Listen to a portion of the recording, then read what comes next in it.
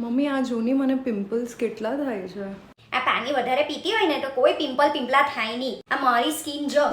Mummy આજકાલ તો મારો હેરફોલ પણ બહુ વધી ગયો છે.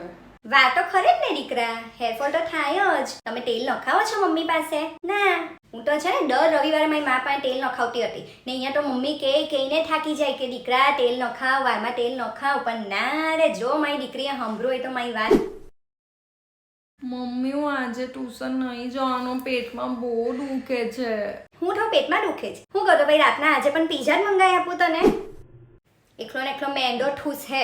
આ મેંદાને પચતા તમને લોકોને ખબર કેટલા કલાક થાય? કાલે જ મારા વોટ્સઅપ પર આખું આવેલું, મોકલી આપા ગ્રુપમાં, વાંચજો બધા. આ સ્કિન પર છે ને સનબર્ન થઈ ગયું હોય ને, મને એવું લાગે છે.